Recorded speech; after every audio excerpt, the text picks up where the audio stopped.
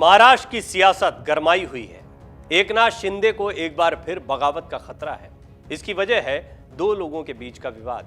यह जुबानी जंग बहुत तेज हो गई, इतनी तेज हुई कि देवेंद्र फडणवीस और एकनाथ शिंदे को भी बीच बचाव के लिए उतरना पड़ा। महाराष्ट्र के अमरावती जिले में फिलहाल टेंशन का माहौल है। ये टेंशन अब देश की आर्थिक राजधानी मुंबई और धीरे धीरे महाराष्ट्र की सियासत में भी फैलता हुआ नजर आ रहा है। इस टेंशन का असर महाराष्ट्र के मुख्यमंत्री एकनाथ शिंदे और उप मुख्यमंत्री देवेंद्र फडणवीस को भी साफ साफ महसूस हो रहा है। दरअसल रवि राणा और बच्चू कडू के बीच में 4 घंटे की मध्यस्थता के बाद सुलह का रास्ता बना था। दोनों नेताओं ने यह कहा था कि अब उनके बीच का विवाद खत्म हो चुका है और वो जनता के हित में काम करेंगे। हालांकि दोनों नेताओं के बीच में एक बार फिर से विवाद गरमाता हुआ नजर आ रहा है। रवि राणा ने मीडिया से मुखातिब होते हुए कहा कि अगर कोई हमें धमकी देगा तो हम उसको घर में घुसकर मारने की हिम्मत रखते हैं। रवि राणा ने कहा कि बच्चू कडू दोबारा कैसे विधायक चुनकर आते हैं मैं देखता हूं। रवि राणा को जवाब देते हुए बच्चू कडू ने कहा कि अब मुझे ये विवाद आगे बढ़ाना नहीं है। रवि राणा भी मामले को न बढ़ाएं। बच्चू कडू ने कहा कि अगर रवि राणा तलवार लेकर आएंगे तो मैं उनके लिए फूल लेकर जाऊंगा।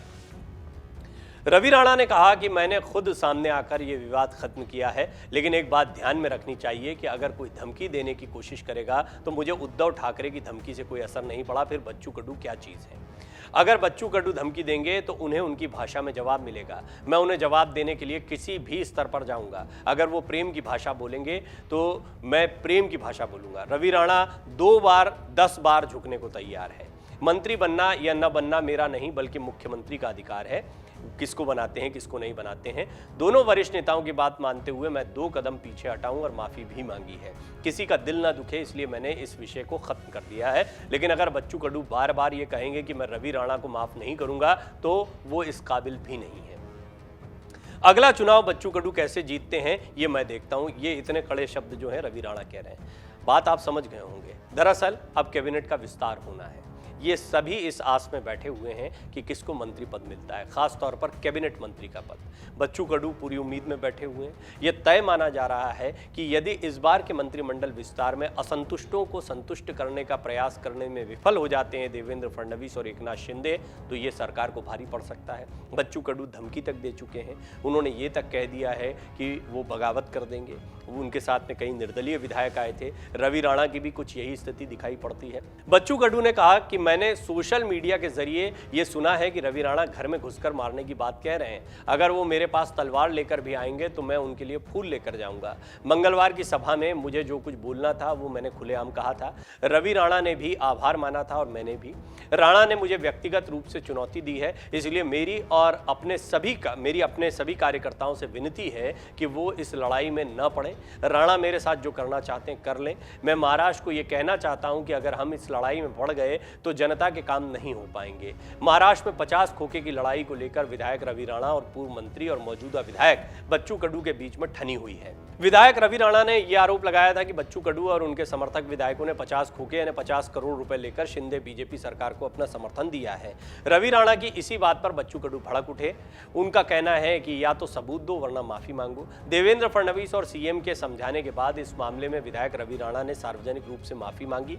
हालांकि इस पूरे विवाद पर महाराष्ट्र के उप मुख्यमंत्री देवेंद्र फडणवीस ने सुलह करवाने की पूरी कोशिश की, लेकिन यह विवाद कम होने के बजाय बढ़ गया। ऐसे में अब माना जा रहा है कि इस पूरे मामले में मुख्यमंत्री एकनाथ शिंदे को हस्तक्षेप करना पड़ेगा, क्योंकि अगर यह विवाद ज्यादा गहराया तो फिर मुख्यमंत्री एकनाथ शिंदे की कुर्सी खतरे में पड़ जाएगी। और इसी वजह से माना जा रहा है कि मुख्यमंत्री एकनाथ शिंदे इस पूरे विवाद पर हस्तक्षेप करके इसे खत्म करवाने की कोशिश करेंगे, क्योंकि इस पूरे विवाद पर एकनाथ शिंदे के विरोधी भी निशाना साध रहे हैं। कल ही एनसीपी की तरफ से कहा गया कि जो लोग धोखा देकर सत्ता चलाते हैं उनके साथ ऐसा ही होता है।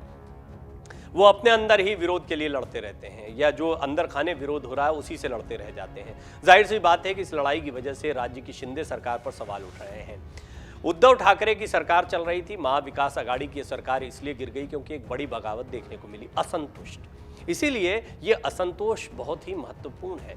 ये असंतोष शुरुआत से ही गहरा रहा है। शिंदे के साथ जितने विधायक आए हैं वो बहुत सारी उम्मीदों के साथ आए थे।